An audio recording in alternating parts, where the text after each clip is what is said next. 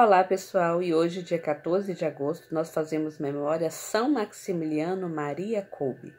São Maximiliano nasceu no ano de 1894 na Polônia e recebeu por nome de batismo Raimundo Kolbe. E ele vinha de uma família de operários que o instruiu no seguimento de Cristo e mais tarde o ajudou a entrar na família franciscana, onde passou então a tomar por nome Maximiliano Maria. A gente sabe que lá no princípio, quando o frei, o irmão religioso, ele fazia os seus votos definitivos, era comum que ele trocasse de nome. Esse nome, ele se dava de acordo, a troca do nome se dava de acordo com a ordem que ele seguia, ou de um nome preferencial que já existia do religioso que fazia os seus votos definitivos, o seu compromisso com Deus, simbolizando exatamente o homem velho que ficava para trás e o novo homem que nascia inteiramente para Deus. A gente sabe que nos dias atuais não é obrigatória a troca de nome e alguns o fazem ainda mais livremente, não é uma questão obrigatória. E São Maximiliano, naquela época então, de Raimundo Kolbe, ele passou a ser chamado de Maximiliano Maria.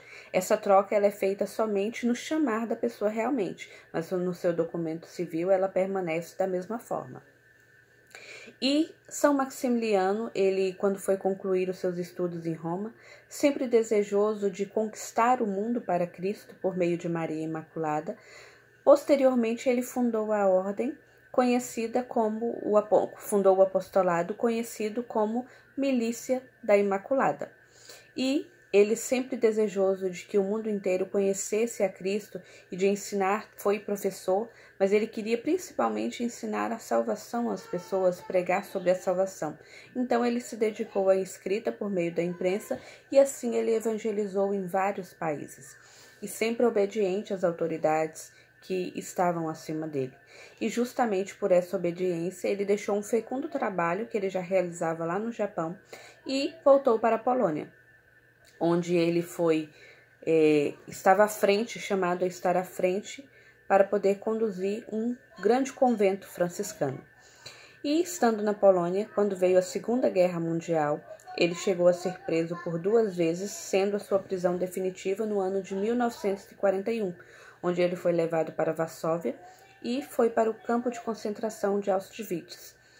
E ali ele evangelizou como quem não teme a morte, mas evangelizou a fé que ele tinha na salvação, na ressurreição e o desapego a essa própria vida, onde, como punição, havia fugido uma pessoa que estava no campo de concentração, um preso, e essa pessoa que fugiu, como castigo, morreriam 10 pessoas, né? E dentre eles tinha um pai de família que caiu aos prantos chorando, falando que ele não veria mais sua filha, não veria mais a sua esposa, que isso era muito triste. E São Maximiliano Maria, então, ele, num exemplo de amor e de entrega, de caridade, ele se coloca no lugar daquele pai.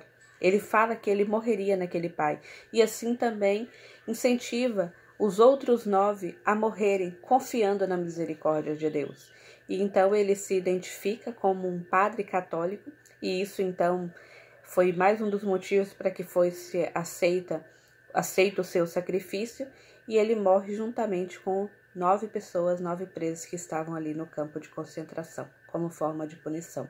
Ele já havia sido beatificado pelo Papa João Paulo VI e foi canonizado pelo Papa João Paulo II. Então, que nós possamos aprender com ele justamente essa entrega, que não se cala diante da morte, essa entrega de que Cristo seja sempre o centro, porque quando a gente fala aqui sobre a vida dos santos, a gente diz justamente sobre isso. Homens, mulheres, que não estão falando sobre eles próprios, mas homens e mulheres que encontraram na vida o Senhor como centro de todas as coisas. Que venham tribulações, que venha a própria morte, nada importa.